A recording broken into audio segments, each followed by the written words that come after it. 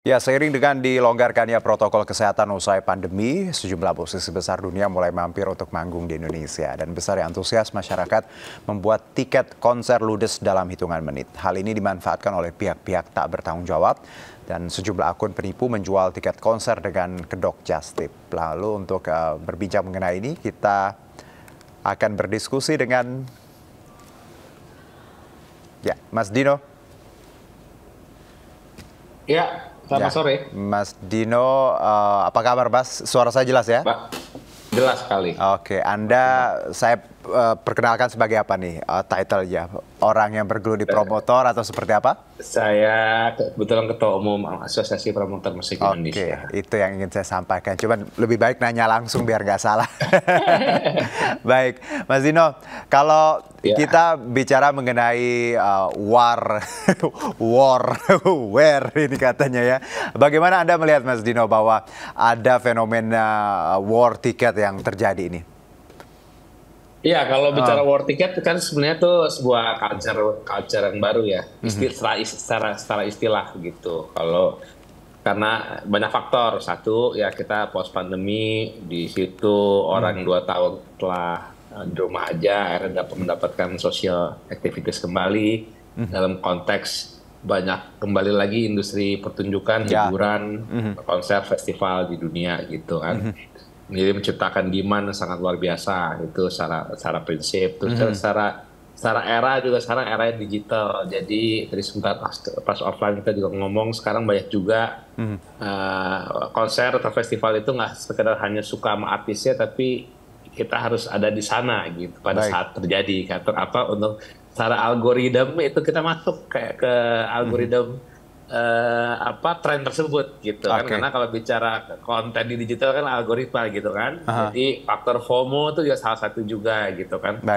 Jadi ya itu faktor 2 itulah menurut saya sekarang itu bicara tiket war itu benar-benar terjadi gitu. Didukung juga oleh sistem tiketing sekarang semuanya online digital. tadi, Dulu kan konvensional gitu kan, sekarang digital. Tapi kalau bicara di Indonesia, Pak Dino, bahwa ada yang bilang nih kalau beli tiket di Indonesia lebih susah ketimbang kita beli misalnya di luar.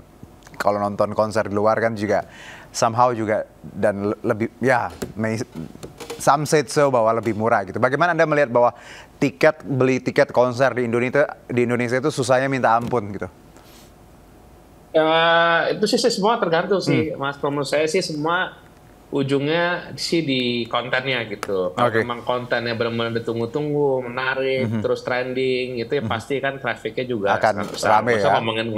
Ngomongin Coldplay, saya kemarin yang konser Yofi aja 20 menit selesai tuh, harga tiket 800 sampai 6 juta ya kan? Apalagi Coldplay gitu kan. Dan itu juga ya banyak gitu adanya mikir sistemnya yang nggak bagus lah, terus banyak juga ada dimanfaatkan oleh orang-orang yang tak bertanggung jawab gitu, menipu dan lain-lain. Apalagi yang sekarang bicara Coldplay itu pertama kalinya dalam sejarah hadir ke Indonesia gitu. Baik, nah ini kaitannya dengan nipu tadi. Kalau kita lihat bagaimana kan ada penipuan just tip. Kalau logically memang kalau saya sendiri sebagai pengguna internet juga agak-agak harus mikir-mikir ya ketika kita tahu bahwa ada jasa seperti ini. Kalau dari Bang Dino sendiri melihat bahwa just tip kayak gini emang berpotensi kan untuk tadi fraud, scam gitu, penipuan. Ya pasti Mas. Just tip itu kan bicara kan kita mempercayakan dana kita atau kebutuhan kita ke orang lain gitu. Itu kalau memang itu ke keluarga kita percaya, ya mungkin secara rasionya bisa keukur gitu kan tanggung jawabannya. Tapi kalau benar-benar orang luar, terus sistemnya juga ini bicara online, harus registrasi secara identitas, secara ID kan. Saya rasa juga itu memang harus benar-benar diperhatikan gitu. Sama juga kalau kita mikirnya logis ya Bang Dino, bahwa ketika kita bicara beli tiket kan harus pakai ID, pakai harusnya hal-hal gitu ya tidak kita bisa share juga kan sebenarnya. Betul sekali, karena nanti juga dalam penukarannya dan atau apapun itu pasti akan di-reconfirm mengenai. Jadi harusnya teman-teman yang dari kasus yang sudah ada beberapa korban ini harusnya bisa belajar ya bahwa just tip ya tadi kalau memang kita tidak kenal orangnya, tidak out of nowhere seperti itu ya, cuman kenal di Instagram segala macam, sebaiknya jangan ya Bang Dino ya. Jangan. Karena nggak usah kayak gitu aja. Pasti banyak pihak juga mencoba untuk mengambil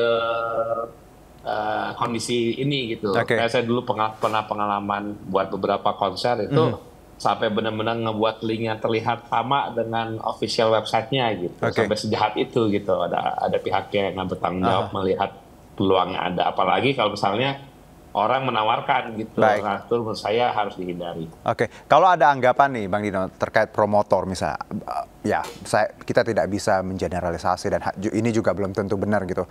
Kalau ada misalnya anggapan dari publik bahwa kadang promotor konser juga nakal nih, misalnya kerjasamanya sama calo atau pihak ketiga yang memang menjualnya tadi dengan harga yang lebih. Apakah kecurigaan atau thoughts seperti ini beralasan nggak sih sebenarnya, atau dari pengalamannya Bang Dino nggak ada kayak gitu?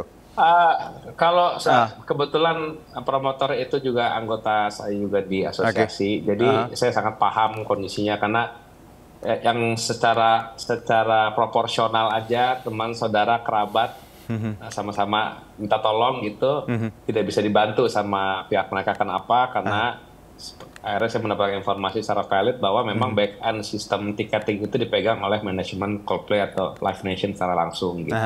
Supaya apa? Supaya terjadi fairness terhadap proses pemilihannya gitu. Kalau zaman dulu zaman dulu Justin Bieber gitu kan, karena belum ada open API di sistem gitu, kuota tetap diberikan ke kita yang manage semua. Tapi kalau sekarang dengan makin canggih teknologi, kita bisa ngebuka semua source. Kemarin saya diinfo bahwa memang back end itu tetap dipegang oleh pihak manajemen gitu. Jadi itu menghindari apa? Untuk menghindari ya tadi blockingan atau apapun itu yang sifatnya tidak fair sehingga orang tidak bisa nonton pertunjukan tersebut gitu. Jadi memang sistemnya sekarang ya tadi kalau dari pengalaman Bang Dino sudah manajemen ya yang back end-nya ya. Sudah. Ya, karena kan mereka itu setahu saya di konteks artis besar seperti Coldplay itu semuanya harus terbuka, penjualan tiket harus terbuka, ya kan, kuantitinya harus terbuka. Jadi sistem audit lah bahasanya gitu. Jadi logikanya sudah tidak mungkin kalau promotor itu bermain. Tapi kalau misalnya ada orang berhasil beli terus dia menjual mahal, itu bicara culture calo itu ya. Beda gitu. Lagi ya. Itu beda lagi. Itu konteksnya itu bisnis personal lah gitu. Orang yang pengen berhasil dapetin tiketnya, dia pengen berdagang gitu. Itu mah cuma industri pertunjukan aja semua. Dan industri juga ada ini Bang Dino bahwa itu. yang lucunya juga sekarang di misalnya platform online lah ya, toko online ya gitu. Ada yang udah jual untuk kategori yang berapa itu 11 itu hampir 2 kali lipat 30 juta. Ini somehow ya tadi memang hak orang itu yang beli ya. Tapi bagaimana Anda melihat bahwa di Indonesia emang fenomenanya seperti itu? Kita maksudnya punya kesempatan, akhirnya kesempatan itu dijual lagi 2 kali lipat gitu. Ya kalau saya sih ngelihat, kalau saya pribadi ya. Jadi kalau di dunia kalau kita lihat juga sekarang sebutan mungkin bukan calo, tapi namanya secondary tiket, gitu. Ada platform-platform besar dunia gitu, itu memang mereka menjual secondary tiket. Jadi kalau kita pengen nonton Coldplay di tempat kandangnya dia yang paling katanya paling magis di Rose Bowl itu di LA, di official tiketnya udah sold out, tapi di secondary tiket tersebut masih ada gitu. Jadi ya itu masih ya di konteks dunia pun bicara secondary tiket itu sih sah-sah aja gitu. Kan keputusan akhir itu ada di pemilik. Tapi masalahnya itu benar atau tidak? Ada pertanggung jawabannya nggak? Misalnya contoh, kalau misalnya saya beli tiket di salah satu platform internasional tersebut, misalnya acara itu cancel, ya saya dapat refundnya tetap gitu. Nah, kalau yang di sini, kalau yang sifatnya masih konvensional, just tip dan lain-lain itu gimana? Amit-amit kalau ternyata acaranya cancel, dia bisa bertanggung jawab nggak untuk mengembalikan tiketnya gitu. Jadi itu membedakan antara yang official secondary sama yang unofficial. Apalagi kalau sampai menipu, itu sih benar-benar konteksnya berbeda sama sekali lah. Bang Dino, kalau kita bicara mengenai penjualan sendiri, ya kita tahu semuanya sekarang digital. Tapi ada nggak sih misalnya possibility bahwa yang organik, yang langsung offline gitu?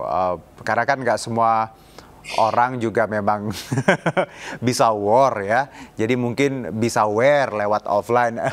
Kalau sistemnya dibuat gitu misalnya, pernah nggak punya pengalaman bahwa ada online, ada offline juga? Oh pernah, tapi itu memang eranya sih udah cukup lama ya terakhir Oke. saya melakukan itu pun. Jadi kalau buat sekarang udah kayaknya enggak ya? Kayaknya era udah Oke. nggak mungkin karena Oh, ya karena online itu memang sekarang dengan kecanggihan saat ini lebih praktis terus lebih auditable gitu, lebih fix. Karena kalau konvensional itu masih ada human errornya lah gitu. Tapi kalau bicara sistem oke. itu udah boleh dibilang kita secara Oke. audit itu udah firm lah. Baik, jadi sebenarnya tadi intinya bahwa just tip jangan kita ya hindari, seperti itu ya, harus dihindari, jangan Betul, dipercaya, jangan betul. gampang percaya. Kedua juga kalau kita lihat ya tadi balik lagi kebutuhan ya, kalau memang ya mampu beli yang 2 kali lipat ya silahkan, tapi make sure dulu ya bahwa tadi juga itu benar adanya ya, Bang Betul. Dino. Tapi satu Bang Dino, mungkin buat yang masih merasa bahwa ya kesempatan itu masih ada di depan mata, ada tips nggak Bang Dino bahwa yang penggemar die hard fans ini bisa dapat tiket Coldplay? Mungkin hint-hintnya, bocorannya lah sedikit aja, nggak perlu terlalu detail Ya, gitu. kalau saya bicara pengalaman pribadi ya, Ya. bisa jadi patokan juga. Aha. Ya kalau bicara seperti Coldplay itu, ya tadi contohnya saya itu 5 tahun lalu nonton di Tokyo, ya kan. Oke. Ya saya belinya di secondary tiket, gitu. Karena di official tiketnya udah sold out dari pertama kali buka langsung sold out, gitu. Nah tahun ini pun saya rencananya malah pengen nontonnya di Rose Bowl karena saya itu tepat kalau historical itu katanya paling magis lah ya di situ ya kandangnya dia gitu kan. Dan kemarin pas dibuka juga sold out, tapi pas saya cek di official secondary tiketnya juga masih ada. Ya itu salah satu contoh aja gitu. Jadi kalau bicara ke depan saya rasa sih ya semoga bahasanya kuota untuk penonton Indonesia itu tetap di manage lah gitu. Memang ada terms-nya gitu kan. Bisa jadi promotor itu tetap ada alokasi cadangan, alokasi buat sponsor gitu kan. Yang harus di-prepare sama mereka gitu kan. Ya, gitu. Jadi ya tetap optimis aja dan berjuang. Nah, inilah emang era yang kita harus nikmati gitu, ya kan? Siap Bang Dino, berjuang ya. Dan tentunya tadi, tapi intinya menurut saya sih satu ya, FOMO ya, jangan FOMO ya. Karena jangan nonton karena ikut-ikutan terus ngabisin uang. Mending uangnya ditabung ya, beli emas juga lebih baik. Iya, Baik, terima kasih Bang Dino Hamid, Ketua Asosiasi Promotor Musik Indonesia. Sehat-sehat, nanti kita ketemu di GBK 15 November di paling depan. Amin. Terima kasih. Baik.